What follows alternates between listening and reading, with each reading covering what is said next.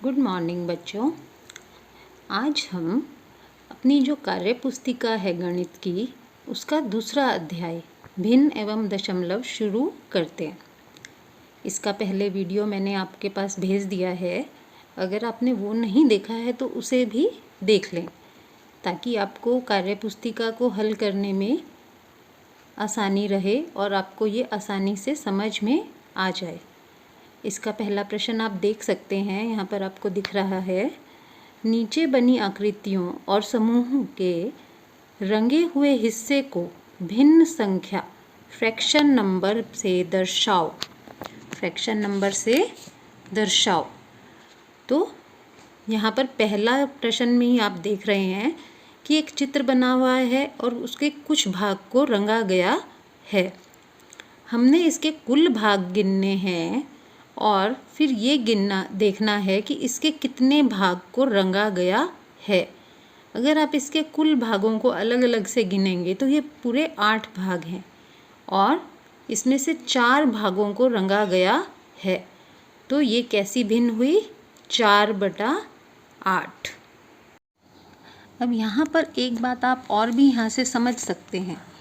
जैसे हमने तुल्य भिन्न लिखे थे पहले वीडियो में, जिन बच्चों ने वो वीडियो नहीं देखा वो उसे ज़रूर देखें। जैसे हमने तुल्य भिन्न लिखे थे, अब यहाँ पर आपको स्पष्ट दिखाई भी दे रहा है कि आधे भाग में रंग किया गया है। तो इसको भी हम इसका तुल्य भिन्न क्या बना सकते हैं? जैसे 1 गुना में 4 और नीचे 2 गुना में 4। तो 4 यहाँ पर एक तरह से कॉमन हो गया, तो ये 1/2 भी इसका तुल्य भिन्न है। और यहाँ आप देख भी सकते हैं इस चित्र में कि आधे भाग पर रंग किया गया है। तो ये संख्या हमारी क्या हो गई? 1/2। इसी प्रकार दूसरे चित्र में देखें अब आप कि एक फूल जैसी आकृति बनी हुई है जिसमें 4 पंखुड़ियों में रंग किया गया है। तो यहाँ भी कुल पंखुड़ियाँ हैं हमारी 8 और जिनमें रंग किया गया है वो 4। तो यहाँ भी हमारा 4/8 हो गया और इसका भी हम तुल्य भिन्न भी बना सकते हैं 1/2। इसी प्रकार अगली आकृति में भी उसी प्रकार है कि आधी आकृति में रंग किया गया है।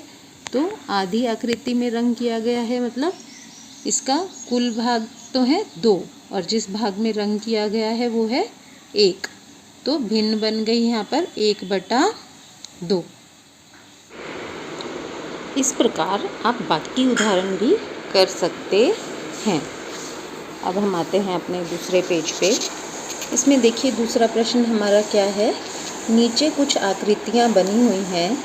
क्या आकृतियों के नीचे लिखी भिन्न संख्याएं आकृतियों में रंगे हुए हिस्से को दर्शा रही हैं? यदि हाँ तो क्यों? यदि नहीं तो क्यों? अब इसमें आप देख सकते हैं, जैसा कि इस पहली आकृति में देखिए एक वृत्त बना हुआ है और नीचे भिन्न संख्या जो लिखी हुई है वो है 1/3। लेकिन आप यहाँ पे स्पष्ट देख पा रहे हैं कि जो हिस्से में रंग किया हुआ है वो इस पूरे का 1/3 नहीं है। तो हम इसके आगे क्या लिख सकते हैं कि ये इसको सही नहीं दर्शा रखा। इसी प्रकार अगली आकृति में देखिए, इसको 4 भागों में तो बांट रखा है, लेकिन आप देखिए ये सभी भाग जो हैं बराबर नहीं हैं। इसलिए हम इस भाग को 1/4 नहीं कह सकते। ये जो भाग हैं वो सभी बराबर नहीं हैं, इसलिए इस भाग को भी 1/4 नहीं कह सकते। यही कारण है कि हम इसमें नहीं लिख रहे हैं। अब इस त्रिभुज में भी देखिए, इसका ऊपर वाला हिस्सा जो है वो और नीचे वाला हिस्सा जो है वो दोनों अलग अलग हैं, यानी ये 1/2 नहीं है। अगर हम इसमें यहाँ पर बीच में लाइन यहाँ लगाते तो ये 1/2 यानी 2 बराबर हिस्से होते। तो इसका भी उत्तर नहीं आएगा। और इन सभी का कारण जो है वो यही है कि ये बराबर हिस्सों में नहीं बांट रखे, इसी वजह से ये बराबर जो निरूपित किया हुआ है और जो भिन्न संख्या बता रखी है वो एक जैसे नहीं है। अब आ जाते हैं हम अपने अगला प्रश्न है, तुम कुछ और अनुचित भिन्न लिखो। तो इस प्रकार आप कुछ अनुचित भिन्नों को लिख सकते हैं, जिसमें आप क्या करेंगे, अंश क्या होगा हमारा बड़ा, हर छोटा। अब फिर अगले भाग में देखिए क्या है, क्या 3/1, 2/1, 17/1, 25/1 भिन्न संख्याएं हैं?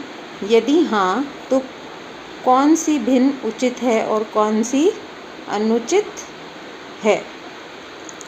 जिस भी संख्या के नीचे हर अगर एक है तो वो अपने आप में एक पूर्ण संख्या है। क्या है? अपने आप में एक पूर्ण संख्या है। तो उसको हम क्या लिख सकते हैं कि ये पूर्ण संख्याएं हैं, ये पूरी की पूरी संख्या ही है। किसी भी संख्या के बटे में अगर हमने 1 लिखा है तो उसे हम पूर्ण संख्या ही बोलेंगे। इस प्रकार आपके दोनों पेज हो गए हैं, पेज नंबर 14 और 15। आप इन्हें पहले करें, फिर हम आगे बढ़ेंगे। Thank you.